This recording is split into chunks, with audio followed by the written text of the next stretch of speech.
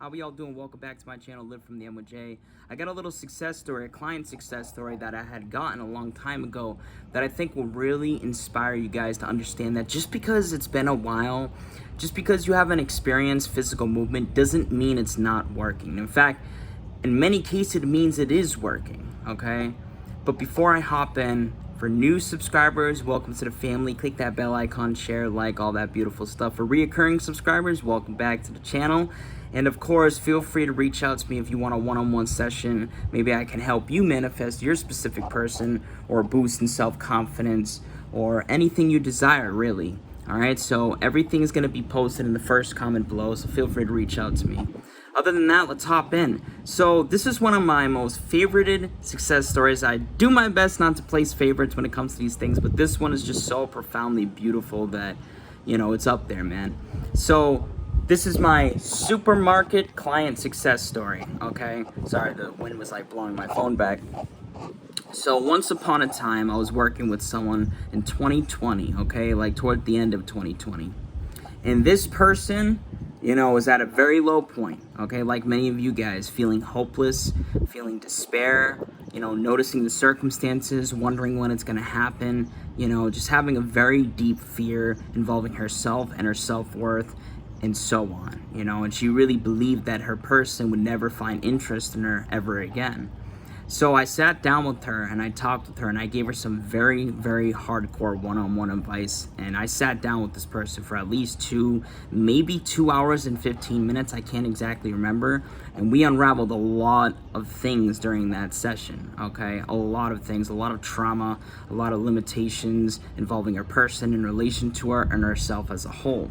So I sat down with her for this extended period of time and I gave her some hardcore advice. The same advice that I had been given, you know, the same advice that I gave to myself, rather, you know, because I had gotten advice from other people, and then I got advice from, you know, the God within, the higher self within, and I applied it and got results for my own world, so I gave her similar advice, and she applied it wholeheartedly. Now, it took her about 2 months, okay? It took her about 2 months to release these fears, these doubts, this resistance. She was working at it religiously, okay? Not forcibly, you know, but she was working on it when she was inspired, when she felt called to do so, when she was in a natural, elated state. But she made it a habit of doing this work daily, this inner work, okay? So here's the thing. It took her about 2 months to get herself into this knowing, finally releasing this resistance, and finally releasing this fear, okay, and these constraints that she had to the ideas of time, the hows, the whens, you know, all that stuff. By month number 3, she began to realize that she had this knowing that it was gonna happen, that it was a done deal. Her work was finally starting to pay off. And then she started noticing his name pop out of the blue a little bit more than usual. But here's the beautiful thing. After the 3rd month, 6 months go by. For that 6-month period, right? Because remember what I said. Actually, I don't even think I said this. But she ended up manifesting her person back 9 months later. So for the first 2 months, she was clearing out these fears. By month number 3, she finally got into this place of knowing. And she started seeing these little indicators to suggest that it was done, like seeing his name out of the blue more so than usual. But the 6 months that led up into her finally feeling the impulse to reach out, okay? What I mean by reach out is she felt an impulse to reach out to the supermarket, okay? And the 6-month period, she had absolutely no indicators, no signs, no pieces of movement, nothing to indicate that it was done, that it was happening, other than her internal trust and knowing that it was done, that it was going to happen, that it had already happened. Okay, she was living life in that knowing. It got to a point where she forgot how long it had been. Okay, so 9 months finally come through.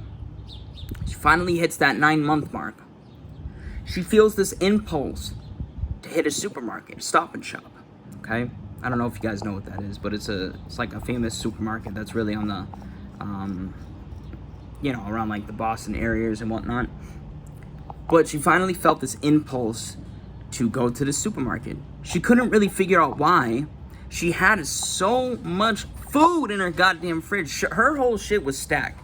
She couldn't figure out why, you know, she was led to go to the supermarket, but she trusted it. She didn't question it. She didn't go against it. She just felt guided and she acted upon it. Boom, inspired action. So she finally gets to the supermarket.